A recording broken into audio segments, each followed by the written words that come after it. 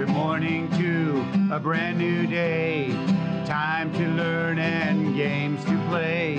Learning things is so much fun. Learning is good for everyone.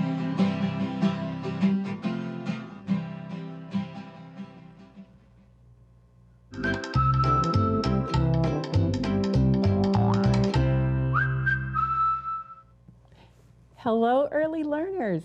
It's me, Mrs. Readwright. Back at the art room, I'd like to welcome you back because we are going to start talking about someone who didn't paint and didn't draw, but he was an author, but he's best known for his photography. And his name is Ansel Adams. And we'll learn about him after we sing our hello song, and we'll get started with this electric auto harp. And it goes like this. It's a new song called Hello World, and it's another echo song. I'll sing the line, then you'll sing the line. I'll sing the line, and you'll sing the line. I picked this song because Ansel Adams was a naturalist, and he was out in nature all the time. And I thought, what a great song to sing to the world. Hello, world. So here's how it goes.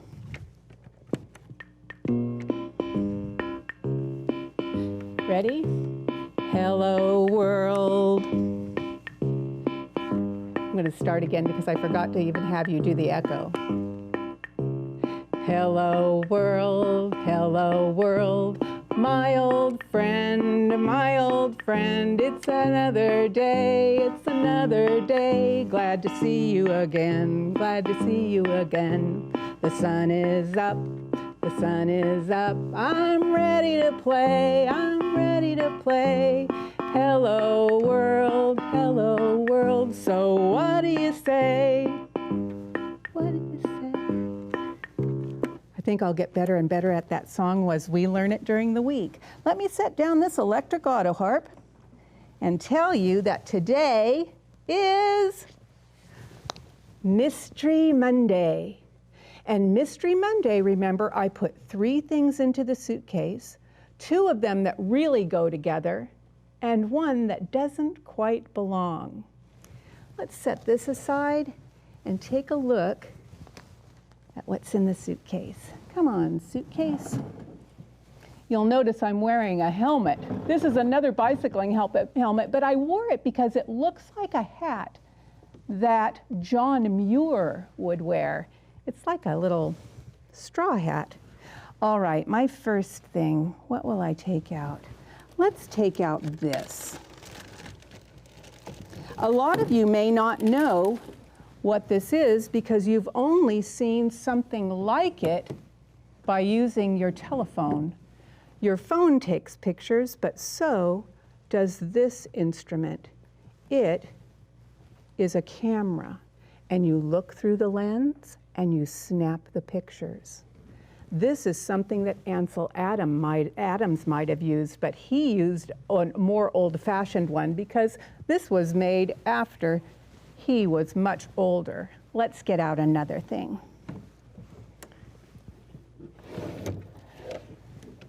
I'm getting out this. Have you seen one of these before? It is called a tripod. Now, a tripod is called a tripod because it has 1, 2, 3 legs. And I wanted to talk about the prefix tri. Let me maybe I'll just put this here for right now. I was going to talk about tri. I'm going to stand up 1 second. Don't go away, boys and girls. I just need to grab these little words. I'll do it from here.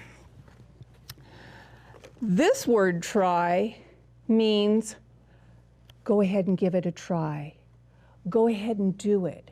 Maybe do it this time and try it again.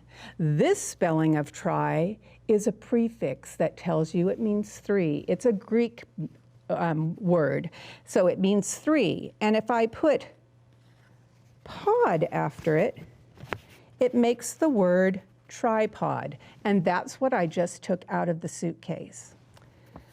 I want to show you this next thing. It has sickle after it, tricycle. Let me get that out of the suitcase. It's what I ride too, but this one is a little candy dish. Let's count the wheels and see if there are 3, because that's what makes it a tricycle. 1, 2, and the big one in front, 3. A tricycle. And my last thing I want to talk about with the beginning of the sound tri is a triangle.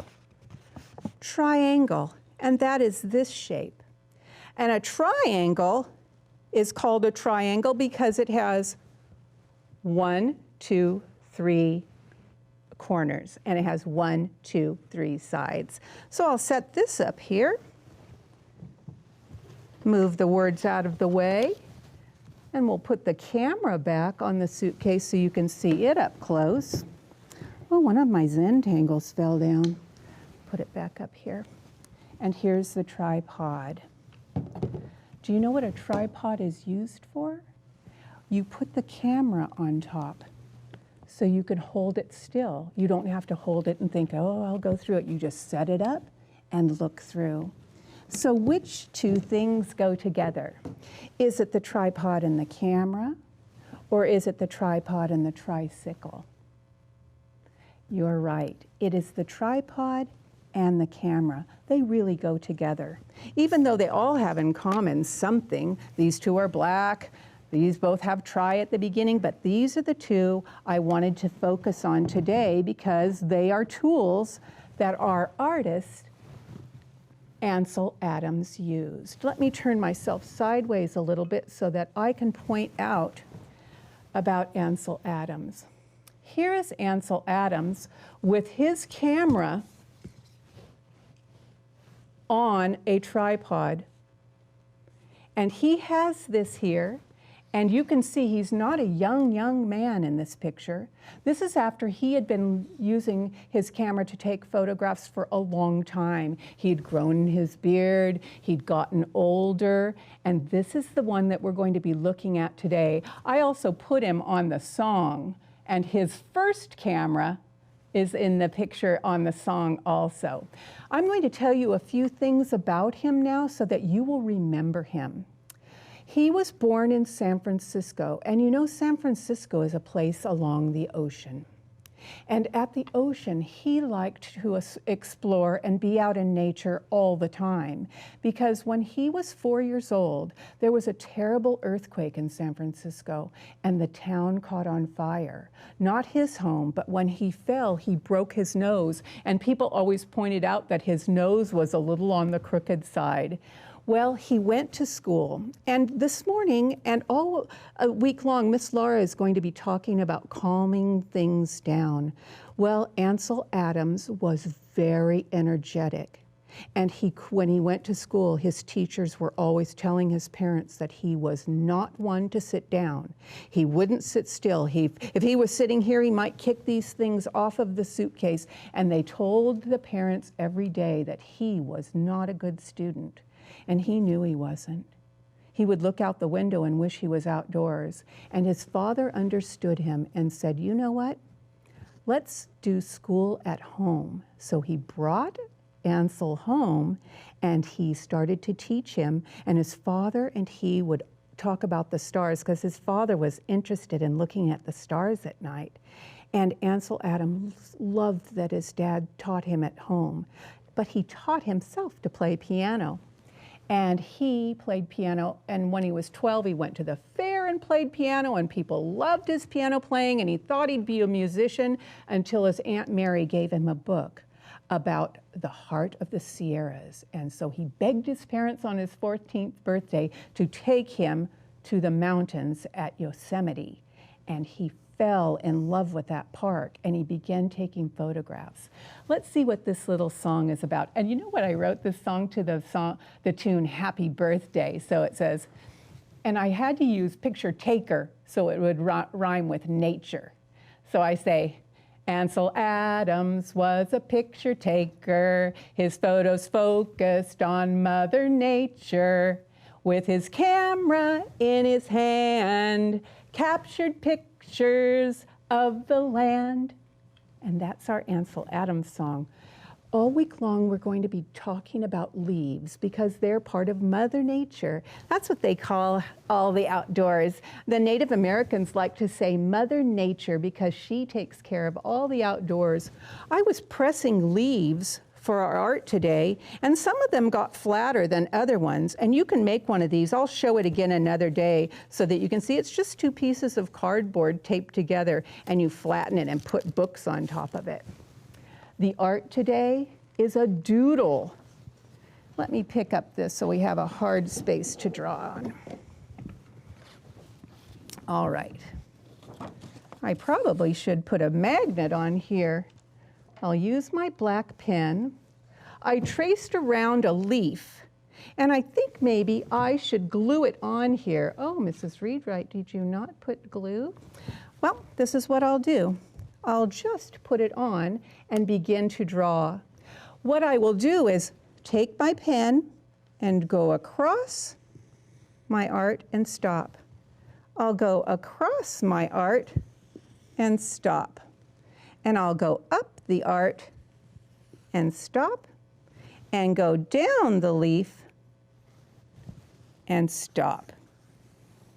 Now, remember the Zentangles when we did Diego Rivera? And we put each one of these in a certain spot. So I can start on this one. I love the spiral. We used that during the time that we worked with Henri Matisse.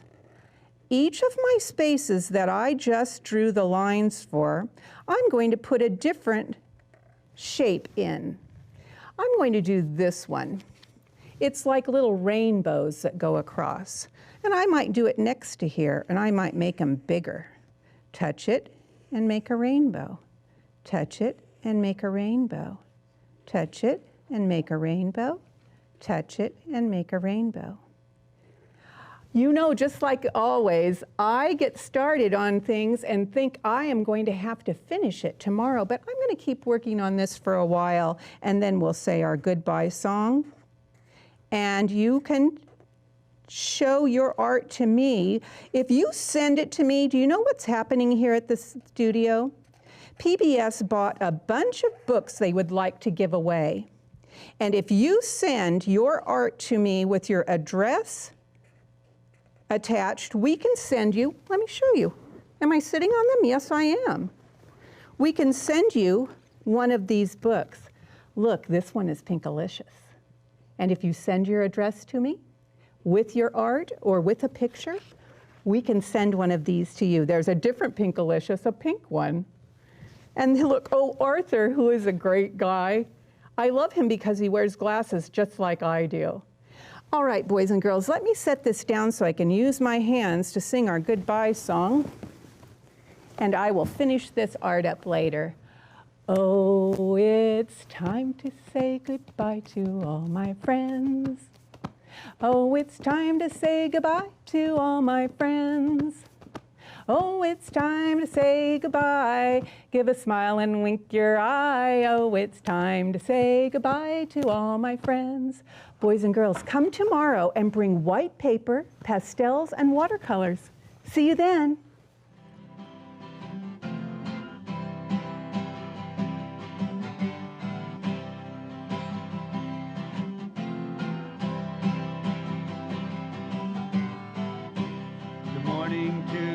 A brand new day, time to learn and games to play.